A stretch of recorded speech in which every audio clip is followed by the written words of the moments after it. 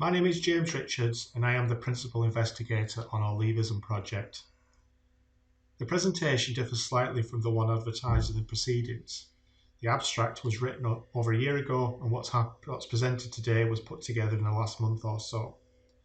The presentation and accompanying paper covers pretty much the same issues as the abstract, except we don't cover disability and gender. That will come in further papers. In case you've not heard of leaveism, the next slide covers that.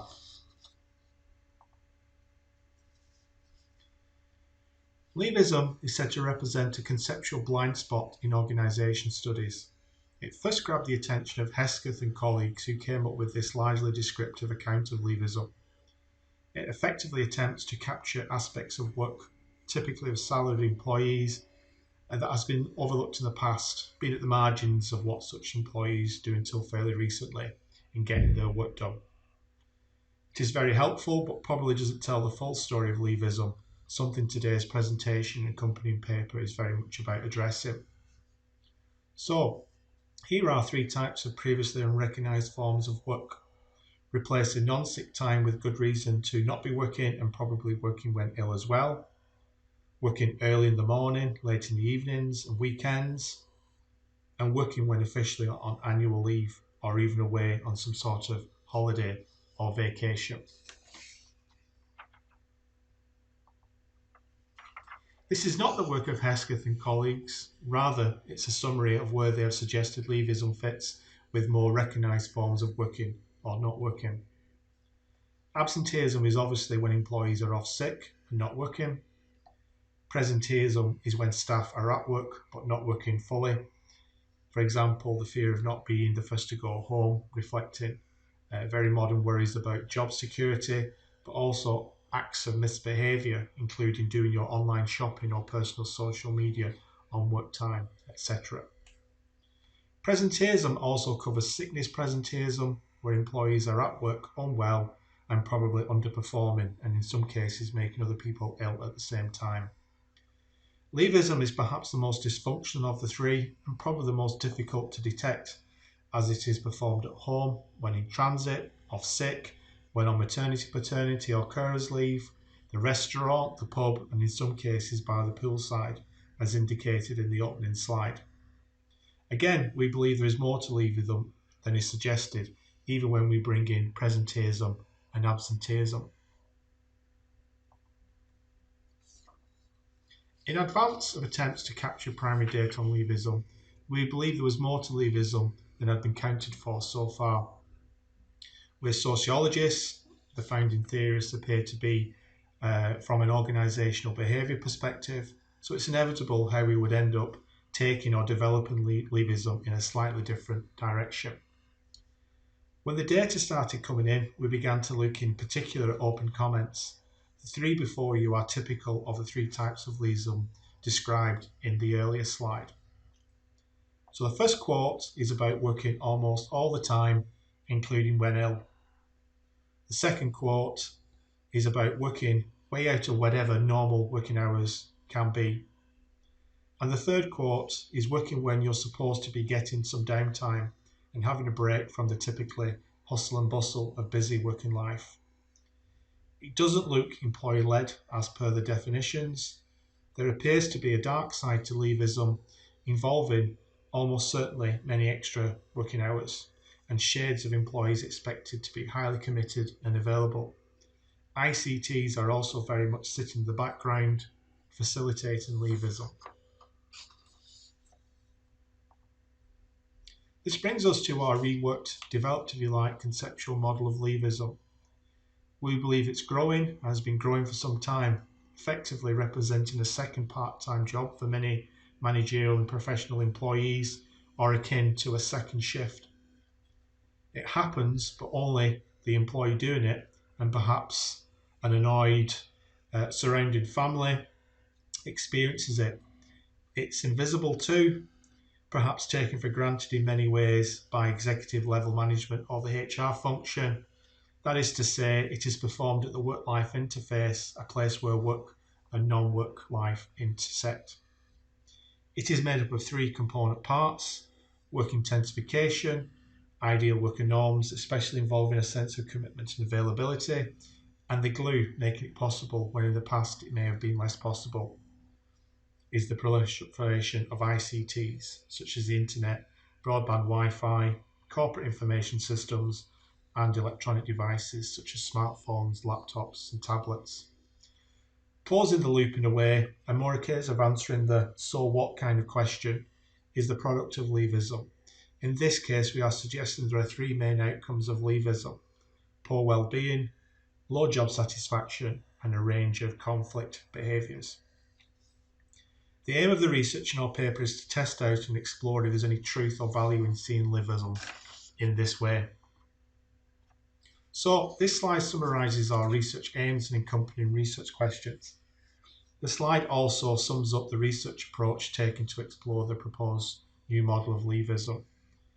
Further key information is a survey was run via Twitter throughout 2019. You may even have taken part, as we believe about 40% of respondents are academics or related. This paper uses the bulk of the data gathered. There was 1,250 gathered in the widest sense, representing, in this case, senior executive level management and professional employees. The survey delivered over 30,000 words of qualitative data, key to getting below the descriptive information provided by the quantitative data. It's a convenient sample and skewed as noted on the slide, but it's important to state how the sample very much reflects the group's large-scale surveys have previously revealed to be disproportionately affected by work intensification. So this is the first of 4 slides relating to each of the research questions, which comes together to address the potential of the proposed conceptual model. The findings are also designed to provide evidence based on the outcomes of leaveism, that is to say, relating leaveism to well-being, job satisfaction, and conflict. A large part of the quantitative findings speak for themselves and provides empirical evidence for equating leaveism with work intensification. So, for example, 1. The vast majority are doing leaveism in 2 ways or more. 2. A majority, and clear majority in some cases, are doing leaveism to cope with what appears to be, quite simply, more work that can be handled in normal working hours and normal working spaces. 3. Leaveism appears disproportionately caused by organisational or external drivers compared to internal or employee drivers, which are explored in the next slide. 4. Nearly 2/3 report doing more leaveism than 3 years ago, again a further sign of work intensification. And 5. Only a minority take their full annual leave, an indirect indicator of more work and working when officially off. High proliferation of type 3 leaveism also suggests an impaired experience of what annual leave is actually taken. The quote is there to reveal the toll taken of employees expected to do more work in such a fashion. The quantitative data appears to back up the proposed link between ideal worker norms and leaveism, although there is evidently less evidence to make such claims. Our survey, however, clearly indicates employees, to a certain but lesser extent than work intensification, buying into leaveism. However, it is the qualitative data that allows evidence of actual commitment and availability to be further scrutinised.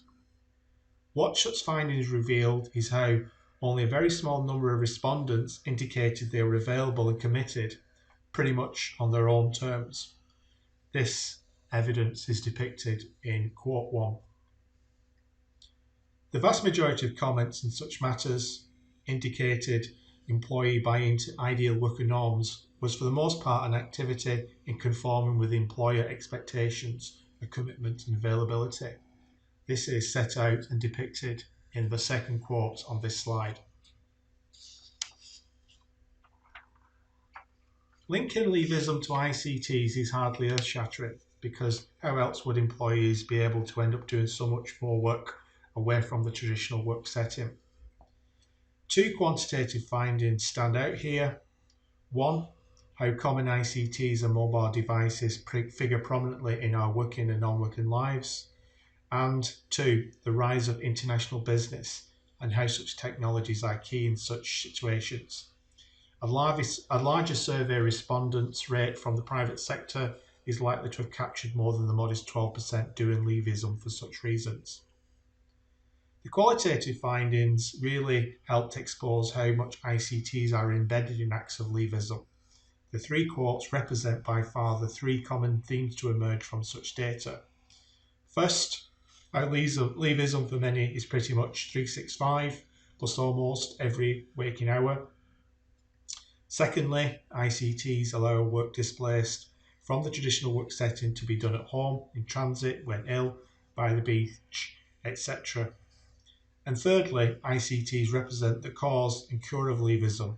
That is to say, work arrives via ICTs, and ironically, employees can try and manage the anxiety of leaveism through the same ICTs. This in itself doesn't look sustainable to us. So the last slide, in terms of findings, brings us nicely to the notion of the impact of leaveism and asking whether the impact can be accommodated or whether things may need to change in such regard sometime soon. The findings seem to suggest far more of the latter than the former. Superficially, it turns out a good deal of the quantitative data indicates a good chance leaveism is a problem organisations can deal with a range of key stroke mitigating policies and practices commonly reported by those who perform leaveism, although the level of awareness of such policies, especially related to well-being, seem to set alarm bells ringing. Depending on where you draw the line, the vast majority of respondents believe their well-being was negatively impacted by performing leaveism. And to restate an earlier point, over 70% reported variously not taking their annual leave allowance, with the parameters of annual leave taken typically breached via ICTs as well. A very small amount of qualitative data suggested leaveism was sustainable, reflecting the 6% of respondents who reported a positive well-being as a consequence of performing leaveism.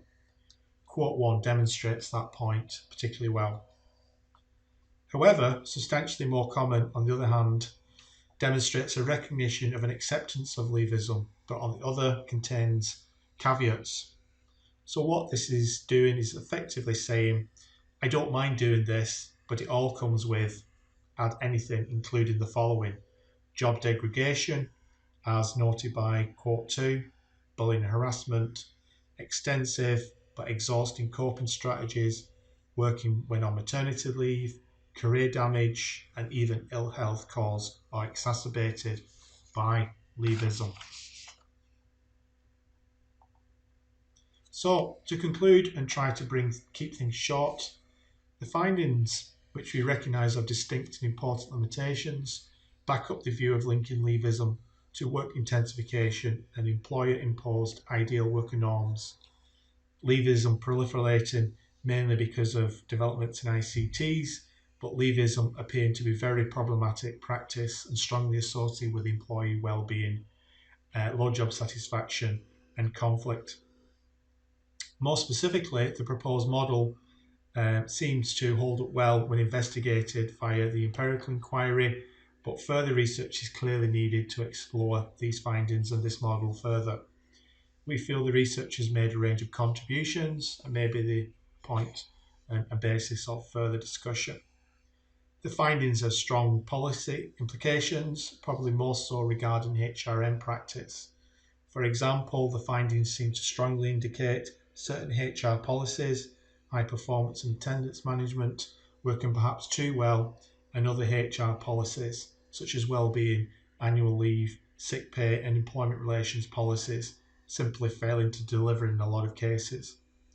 There's clearly more scope for more research, and at least we will be revisiting our data sets if the weight of leaveism falls disproportionately on certain groups over others. So, thanks for listening, and just to say, please contact us afterwards if you have any further questions or comments.